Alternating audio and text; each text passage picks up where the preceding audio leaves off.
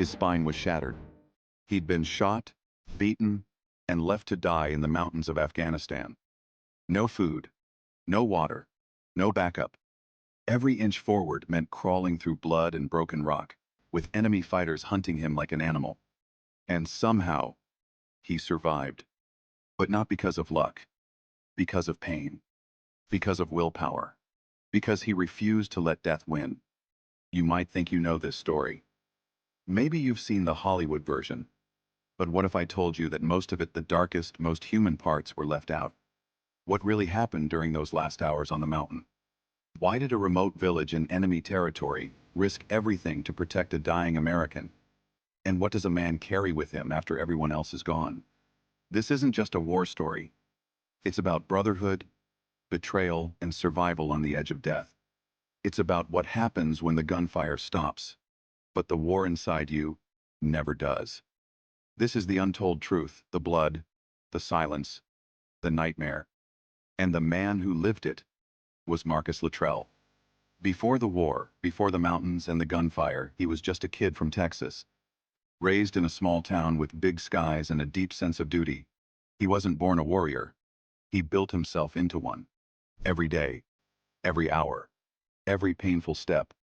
At 14, he started training not casually, but obsessively. Weighted runs, cold plunges, endless push-ups. While other teenagers were partying, he was preparing for war.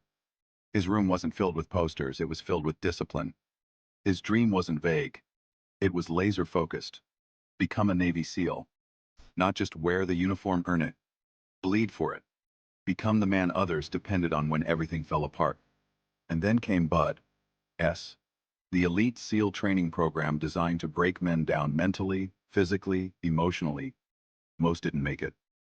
Broken bones, mental collapse, hypothermia, panic attacks in the surf. But he kept going. Through Hell Week. Through drown-proofing. Through pain that would make most men quit in minutes. He wasn't the biggest or the strongest, but he had something else, a quiet kind of rage, a refusal to stop. By the time he earned that trident, he wasn't the same person anymore. The war hadn't even started yet. But inside, something already had. June 28, 2005. A 4-man SEAL team was dropped into the mountains of Afghanistan. Their mission was clear. Find and eliminate a high-value Taliban target responsible for orchestrating deadly attacks against U.S. forces. But the mountains don't play by plan. Just hours in, everything unraveled. 3 unarmed goat herders appeared out of nowhere. The team faced a brutal choice. Let them go and risk exposure, or kill unarmed civilians. They chose humanity. That decision nearly killed them all. Within an hour, the enemy descended. Dozens, maybe hundreds of Taliban fighters came down from the ridges. The SEALs were trapped in a kill zone, with no cover, little communication, and a wall of gunfire closing in. Explosions shook the rocks beneath them. One SEAL was hit, then another. Still, they fought low on ammo, higher on grit. Danny Dietz was shot repeatedly but refused to stop firing. Matthew Axelson kept fighting with half his face gone. Michael Murphy took a bullet, then walked into open terrain to call for help, a call that saved a life but cost his own. Luttrell was blasted off a cliff by an RPG. His back was broken, legs torn up, shrapnel was buried in his body. But he wasn't dead. He crawled, hid, moved only at night. Water from leaves, dirt in his mouth. He could barely breathe, but kept going. Then, a miracle. An Afghan villager found him, half dead, and dragged him to safety. This man, Muhammad Gulab, invoked Pashtunwali, an ancient tribal code demanding the protection of a guest at all costs. Gulab and his village hid Luttrell. Despite Taliban threats, despite armed men searching house to house, they treated his wounds. They guarded him with their lives. After 4 days in hiding, U.S. forces arrived. Luttrell was airlifted out, the only one left alive. He was called a hero. But in his eyes, heroism died on that mountain. He didn't feel victorious. He felt haunted. He didn't just lose his brothers. He lost a part of himself that would never come back. The world saw a war hero. Hollywood saw a blockbuster. But Marcus Luttrell lived something else entirely. What happened in those mountains didn't end with his rescue. It followed him home in nightmares, in silence, in the unbearable weight of survival. The movie Lone Survivor showed the bullets, the explosions, and the Brotherhood. But it didn't show the guilt that hit him harder than any RPG. It didn't show the moments where he couldn't get out of bed, or the nights where he wished he hadn't made it. He called it the survivor's curse. He lost 3 brothers that day, and over the next few years, he lost more. Some to war, others to suicide. The battle doesn't stop when the mission ends. It just changes uniforms. What the cameras missed was the pain of returning to a world that moved on without you. The sound of helicopters triggered panic. Crowds made him sweat. Fireworks on the 4th of July didn't feel like a celebration, they felt like combat. But the part most people never hear is the village. Mohammed Gulab didn't just save him. He risked everything. Taliban fighters came for Gulab, shot at him, and burned down his home.